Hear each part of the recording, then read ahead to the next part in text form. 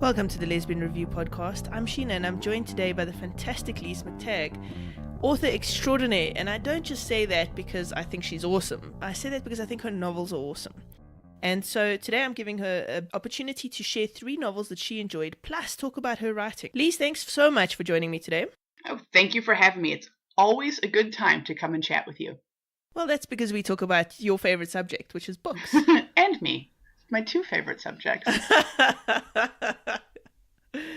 Okay, so let's start with the 3 books that you recommend. Now, these are technically supposed to be in the lesfic sector, but I believe that you're going to be a little naughty on this one. Well, you know me, naughty if at all possible. This is true. Okay, so what is your first one? Well, my first one is, no surprise to you, Reintegration by Eden S. French. Though I feel I can legitimately talk about it since she did just re-release it in the past 6 months. And Reintegration is a fantastic sort of dystopian sci-fi that manages to hit pretty much everybody along the queer spectrum. And I just love Eden's writing style. It's, snappy and quippy and bantery, and her dialogue is some of the best in the business. So tell us a little bit about this book. So, like I said, it's a dystopian sci-fi, and it's set in a world where it's, the divide between your haves and your have-nots is extreme, like even more extreme than, I would say, most societies in our current world. And you have a group of people who are known as the codists who have basically all the money and all the safe places to live and eat and do that. And they are often their own compound. And then the rest of the world gets to kind of scrap it out in the slums. And our main character is a cyborg by the name of Lexi. She is a smartass, so I love her. But she also has the ability to read people's minds using a chip that was fatal to everybody else that it was implanted in. So she becomes of great interest to the codists and has to sort of escape their clutches with this group of motley individuals, most of whom she's managed to piss off or alienate at some point. Nice. Has it changed much in the re-release? It's hard for me to pinpoint where it's changed. I mean, it's a really good re-release. I enjoyed both of them, but I read them so far apart that, unless I sit down and read the first one and then come back and read the second one, it wasn't jarring for me. There weren't any places that I was like, whoa, that's way different than the first one. Any version you can get is well worth the read. And that is very much in line with the kind of fiction that you write. Yeah, that's my fave. But now we move on to your second pick. All right, so hit me with it. All right, so my second pick is where I'm going to cheat a bit. So Becky Chambers' book, The Long Way to a Small Angry Planet, is absolutely phenomenal space opera sci-fi. The world building is amazing. There is a canonically lesbian couple in it. But what I really want to talk about is her follow-up novel, A Close and Common Orbit. I mean, I loved The Long Way to a Small Angry Planet, but A Close and Common Orbit really spoke to me in a way that the first book didn't. And the first book is fantastic and amazing and awesome, and I highly recommend it, but I love, love, love A Close and Common Orbit. There's a lot about it that I think really speaks to the queer experience and the experience of coming out and rediscovering yourself in this sort of new presentation of yourself to the world at large, if that makes any sense. Tell me the story, and then maybe it will make more sense. Like, what's the concept? Sure.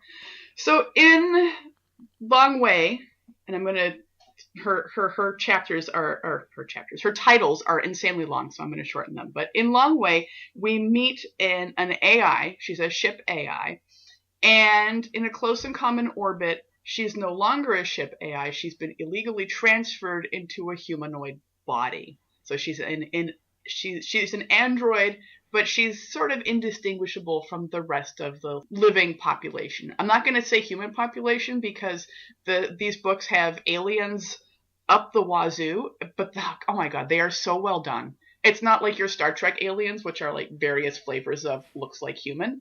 These run the gamut, and I am so jealous of her world building. I mean, it makes what I do look like child's play. But I've been taking notes, so we'll see what can happen. But this AI has to come to terms with her new existence. And the thing is that in the previous book, this was something that she'd very much wanted. She'd wanted to be taken out of her sort of ship body and put into a human body. But something happens at the end of that book. And so at the beginning of A Close and Common Orbit, she's in the human body, but she no longer remembers what it was about her experiences at the ship that made her want to be put in this body. So she has to contend with just the reality of a body that her software and her programming was not really designed to be in. And the loss of sensation, is she no longer has like 20 different cameras to view through. She just has her eyes, and her processing power is much lower because she no longer, you can't fit that big a computer into a tiny human body. So she has all of that to contend with. And so half of the story is about her, trying to find her way and figure out this new existence. And then the other half of the story takes place, we find out pretty quickly in a flashback. And it's the person who's basically has been helping her through this process. And it's her past and her existence as a genetically engineered human who was built for the purpose of recycling scrap on a really crappy planet, and her experience as a child and getting off of that planet. And the two seem like they shouldn't really be complementary stories, but they actually work very well together because they're both stories of self-discovery, just in completely different contexts. Well, that sounds fascinating and like quite a unique read. Mm-hmm. It very much is. I have not found much else out there like either book, but especially A Close and Common Orbit. And she has a third book coming out in July, which I'm very excited about. Is it in the same world? It is. Though I think that, like her previous two novels, it's not a direct sequel. Okay. Yeah. I mean, Close and Common Orbit and The Long Way to a Small Angry Planet, I'm going to screw that title up one of these days, share a couple of characters, but they weren't really front and center characters in the first book. So, yeah, we'll see. Mm-hmm. That sounds fascinating. How big is this book? This book sounds like it's huge. Yeah, they're both pretty big. I would say they're probably a little over 300 pages each. So that's a decent sized novel to sink your teeth into. Oh, absolutely, yeah. All right, and your last recommendation today? My last recommendation is Nell Stark's newest book, The Princess Deception, which I was very excited to get my hands on a copy a little bit early and tear through that as quickly as I could. I don't think it's any secret that I particularly love this series, which I'm not sure why, because it doesn't fit my brand at all. But there's something about her writing which is just so relatable, and I love these princess characters, and it's fantastic to be in a world where we can imagine, all these European princesses who are totally queer. It's awesome. So it's a romance, right? This is like it is a straight romance, up yeah. Princess romance. Yes, yeah. This particular one is essentially a retelling of Twelfth Night by Shakespeare, which was one of my favorite plays that I took when I was in high school. Looking back, I mean, we have a gender-bending main character, so there's no real surprise that I loved it as much as I did when I was that age. But getting to see this sort of modern-day retelling through Nell Stark's author gaze it's so much fun. And Nell Stark does angst like nobody else. I mean, like the other books in this series, there are parts where she's just like tearing your heart out through the rib cage, and it's so awful and it feels so good. Yeah, I can relate. You say it's a retelling of the 12th Night. Okay, so is she pretending to be a guy? Yeah, one of the princesses has to take the place of her brother after he has basically a drug overdose. I don't think I'm giving away too much. You find that out in like the first couple of chapters. And she doesn't want him to have to deal with, the media scrutiny, and there's stuff going on that, he has balls in the air, and she's basically takes over for him to try to keep those balls going. And then she also wants to figure out who was there and who gave him the drugs. So she takes on his identity to try to do all of these things. So and on the way... So it's a woman pretending to be a man. Mm-hmm. Dude, why has nobody told me about this book? I need to go read this book. That's one of my favorite tropes. Mine too.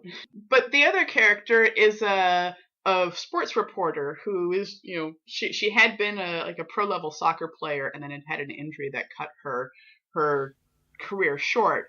And she figures out pretty quickly that the prince is actually the princess. And she also thinks that this could be her big scoop to really kind of break into the journalistic side of things. But the closer they get, the more the sparks fly. And it's kind of hilarious because the princess is like, well, I can't make moves on her because she doesn't know I'm a woman. While the journalist doesn't like dudes, and she knows perfectly well that he is not he. And yeah, so there's this lovely sort of tension that goes on in between. Nice. That's reminiscent of Depths of Blue for me. That. Mm-hmm. Yes, I love that. And that's why I love the trope of women pretending to be men, because it adds this layer of complexity to the storyline and the relationship. That's fabulous. I need to go get this book now. You're bad for my reading list.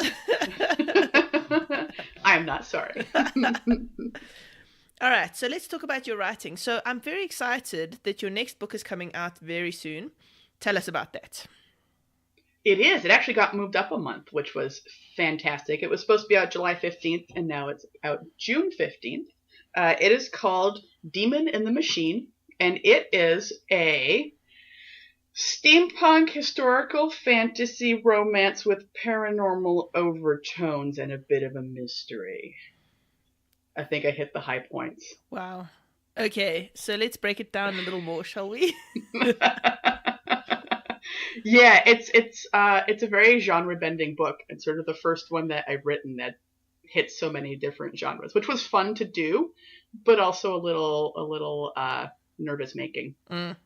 So the story takes place in sort of the late Victorian era in London, mostly, and it is between a woman named Briar, who is a half-demon masquerading as a human.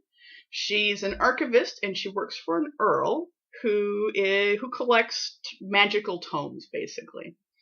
And she has this gift where she can read items and understand their connections to other items. So as an archivist, it's an awesome skill to have because she can tell sort of what goes with what, and a lot of archiving is arrangement and knowing, that this piece is related to this piece is extremely important. She also has sort of a more in-depth version of that skill where some things that are tied to a high significance or high emotion, she can actually read and experience things that happened where those items were present. The downside is that she's kind of sensitive to a lot of things in our world, and she develops an immediate disliking for the horseless carriage, the new horseless carriage that her employer has recently purchased, and can't figure out why. All she knows is that it's evil, it scares her, and she hates it. But she doesn't have the skills to track down much further about the actual item. Enter Isabella, who is the only daughter of a viscount, and her brother basically blew through the family's fortune, and he is now on the continent. They sent him away to school so that he couldn't keep on, blowing through the family fortune. But she's been supplementing what they're short by stealing items from other members of high society. So she's, she has this rig because she's also a mechanical tinkerer. And she has this rig that allows her to jump high places, and she has skills to break into stuff. And so, yeah, she's basically been burgling, that's a hard word to say, burgling her way through all of high society. And Briar ends up trapping her and then blackmails her into helping Briar figure out what's going on with these carriages. And hijinks ensue. Okay, well, your book sounds ridiculously awesome, and I want it now. Just so you know, it makes me very sad that I know some of your beta readers for this damn thing, and I haven't had a chance to read it myself. I know. I keep offering, you keep turning me down. So well, I can't review it if I beta read it. I know. Well, what I really like about Demon in the Machine is that it's a lot more lighthearted than my last book, 5 Moons Rising, got pretty dark. And when I finished writing that, I was like, okay, I need to kind of cleanse my author palette a bit. And so Demon is more lighthearted, a little fluffier. That's a very strange title for a lighthearted, fluffy book, Lise. Well, all right, let's put this in perspective. It's lighthearted and fluffy for me. Okay, all right. Yeah, your books don't tend to be super light, but that's okay. I like that. So your character work, let's talk about your character work. Each of your characters in your novels are very well thought out, very unique and real people. Okay, so how much do you plan them before you start writing? It depends. Some of them come to me a little more fully fleshed than others. Like, for example, in Depths of Blue, that whole series, Jack was very well realized to me sort of from the beginning. And Torin was a lot harder for me to get a handle on.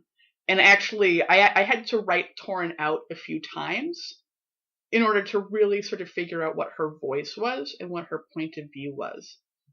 In the very first drafts of that novel, Torin thinks about her hair a lot.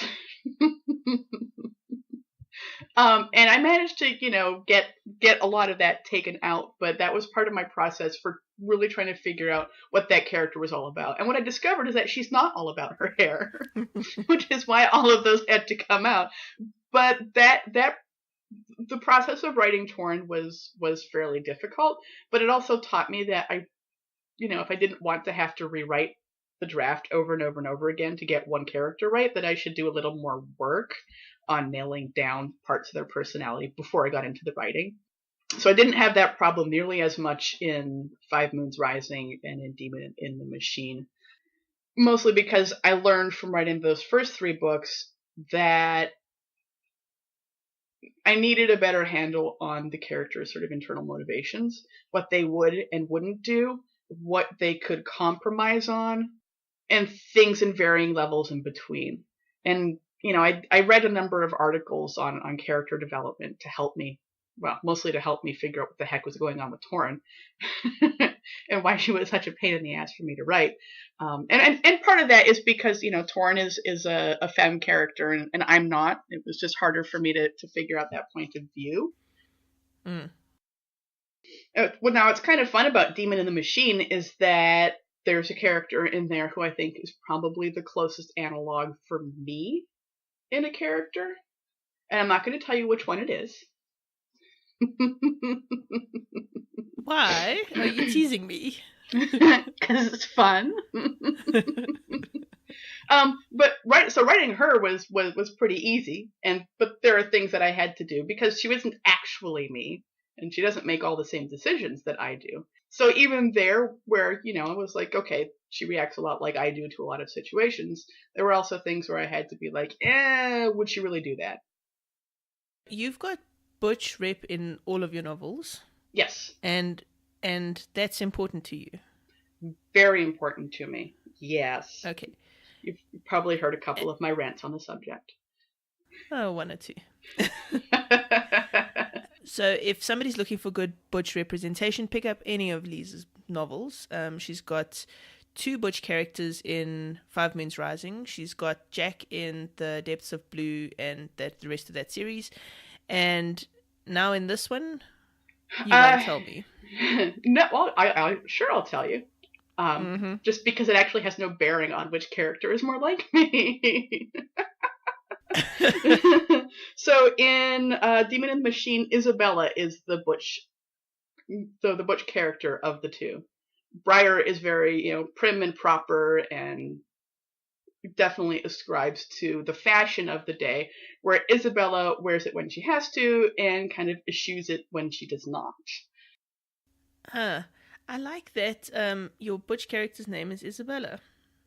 Mm-hmm. Okay. Cool. Well, hey, we can't help what our parents name us, can we? This is a conversation I actually had with Tamara a couple of times. She's like, why are butch characters always named like Trent? So I'm like, well, so that they're easily identifiable. So she's like, yes, but their parents wouldn't have named them that. Jack. I'm fine with Jack and Trent and whatever. Mm-hmm. I think that is probably a little bit of wish fulfillment. I mean, I have a very feminine name, and it's not what I was given, and it's not probably what I would have chosen, but it's mine, so I'll stick with it. But I can also understand wanting a name that feels more like you do on the inside. Yeah, I get that. I mean, I'm actually very happy with my name. I'm Sheena, queen of everything, so it's all good. That's a heck of a last name. I know, isn't it? Okay. So what is your biggest wish as an author? My biggest wish as an author is that somebody would just magically come and do all my marketing for me. Okay. What's your biggest piece of advice that you've ever received? My best advice that I ever received was actually in a GCLS workshop that I did with Karen Callmaker, where she was talking about writing what you know, which is a piece of advice that authors are often given. And for me, it was sort of like, well, how the heck do I write what I know when I like spec fic? I've never been to space. I've never met a werewolf. I've been to London, but I was 15, so how do I marry those two things? And the workshop that she gave was not about writing only what you know right now as the person you are this second. It was about writing what you know, and if you don't know it, how do you find out more? So it was basically about research for authors, which was a really, great way of looking at it, because a lot of authors, especially beginning authors, are told you have to write what you know, but nobody ever elaborates on that and says, but you can learn about what you need to write about, and then you'll know it to write it. I love the way Callmaker thinks about things. She's just brilliant. She's an amazing person. I count myself extremely lucky to have met her in person and to have had her pick my book for Bella. She was still the executive director or editor when I queried. So yeah, that was like one of the highlights of my life, was getting to talk to her on the phone when she said that they wanted to pick it up. It was so amazing. She's a giant in the industry for a reason. Mm-hmm. Okay, so what has been the biggest obstacle for you when it comes to your writing? Well, recently it has been my anxiety. So I was recently diagnosed with generalized anxiety disorder. And I think it's something that I've probably had to a certain degree for most of my life. But the US election really kicked it up into high gear and made it very difficult for me to sort of reach the headspace that I need to be in order to write stuff. One of the things I love about my brain is that it likes to think about things, which is great when I'm, working on a new plot or a new character. It's not so great when it's hijacked by the bad news of this past election. And I just got to a point where my brain was so hyped up about all of that for so long that I couldn't start anything new. The election happened while I was finishing up Demon and the Machine, and I was able to finish that. But after that, I didn't write a word for almost 9 months, actually. Just because I couldn't get myself in the right headspace to do it. Every time I would try, I would get derailed. And yeah, so that kind of sucked. But then I decided to go see a therapist, which has really helped. And I'm halfway through, well, part of the way through draft 1.5 of my sequel to Five Moons Rising. So that's been helpful. It still isn't as easy. It doesn't feel as easy as it did before the election.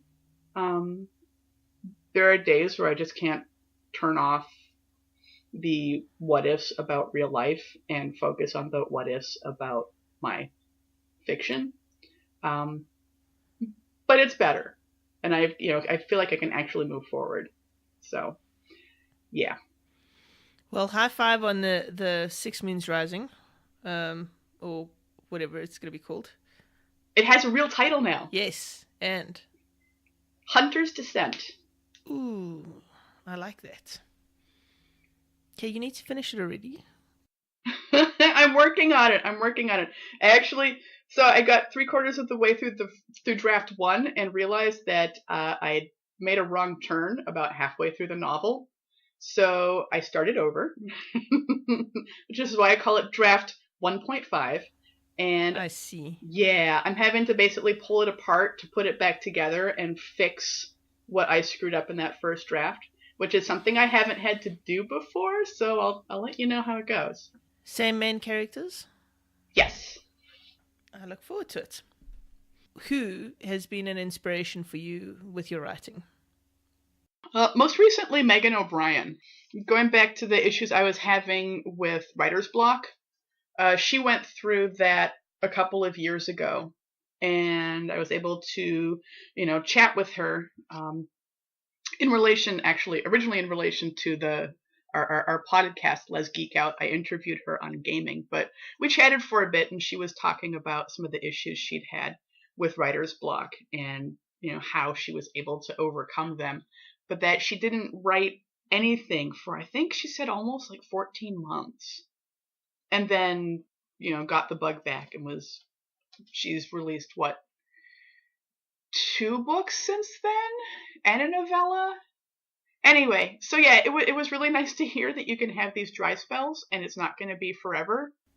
Because yeah, it really sucked when I was in the middle of that. And I wasn't, when you're in the middle, it doesn't feel like things are ever going to get better.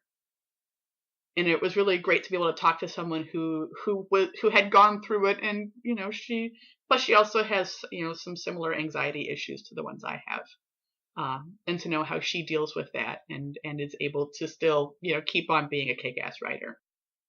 I really like this about the lesfic community, is that authors are reachable. They're willing to sit down and talk to you and give you time. Yeah. And I think that because it's such a relatively small community, I mean, it's actually a really wonderful space to be in. It really is. And it helps a lot just knowing that there are people out there who are, who are like you in that particular way, but who are also willing to talk and give advice or just share their experience. Yep. And the thing about being a lesbian is that, I mean, it's fine if straight people talk to you about getting over writer's block, but it's not the same, because they're not having the same thing with how the elections are affecting them is not the same as how it's affecting the LGBT community. Right. Yes. Yeah. All right, so tell us about an unexpected friendship or relationship that has affected your work. Okay, cool. I want to talk about Brooklyn. Yes, we love Brooklyn. Tell me about Brooklyn. Brooklyn is awesome, and she's insane. I got to meet her in person for the first time at Lexicon, which was great. So of course I know Brooklyn through the lesbianreview.com. She is one of the other people who geeks out on lesbian sci-fi as much as I do. So we've had a bit of a rapport there for that. But what a lot of people might not know about Brooklyn is that she alpha reads a lot of my work. So she is one of the very few people who gets access to my work before I've done any kind of editing to it. She gets to read first drafts. Because the thing that's amazing about Brooklyn is she is probably the best cheerleader out there for the stuff that she loves. And for me, part of my writing process, I get really excited about the beginning I love developing my characters and the world and the outline, and the first few chapters, probably to about like a third of the way through the book, come so easily. And then I hit what a lot of authors call that mushy middle, where it just feels like a slog, and I have to get through it to get to the end. But oh my God, I just feel like I'm grinding. And when you spend that much time sort of that close to your own work, you lose all perspective on it. And so the great thing about having someone like Brooklyn in my writing life is that she's reading things as I write them, which is an amazing motivator because I have her going, hey, where's the next chapter? I need to know what happens. And because she's still excited about it, I know that the story is at least somewhat interesting, even if I'm bored with it. And so, she definitely motivates me to keep going, and she really helps me finish books off. And the wonderful thing about Brooklyn is she won't, Brooklyn will get bored easily if she doesn't like it, and she'll stop reading. Mm-hmm. There's no like in between. Brooklyn is the reviewer who has the least favorite badges on her reviews. And sometimes, even when she's added a favorite badge, she'll ask me to take it off later because she's decided that's actually not one of her favorites and the book has to really earn the spot. So Brooklyn is a hard taskmaster, but she is wonderful. And you're right, she is one of the biggest cheerleaders for books that she loves. Mm-hmm. And I'm pretty sure she sold a few of my books when we were at Klexicon because she would occasionally just tell people that I was an author and that they should read my stuff, and then they'd be interested. And so then I'd have to tell them about it, which is great because that's just not something that I'm capable of doing myself at this point in time.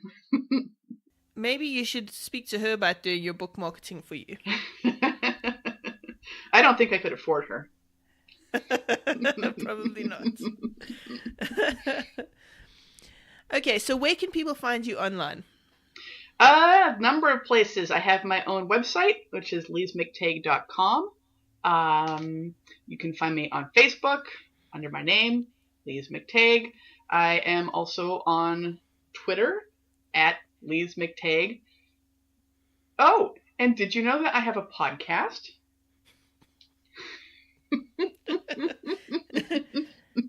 All right, so I will add links to the show notes of all the places that you can find Lise, including her podcast, which is Les Geek Out, and it's on with Andy every second Friday on the Lesbian Talk Show, which is the channel that you're listening to this on. You can find it on iTunes, Podbean, or Stitcher by searching for the Lesbian Talk Show. All right. Lise, thank you so much for joining me today. You have been a star.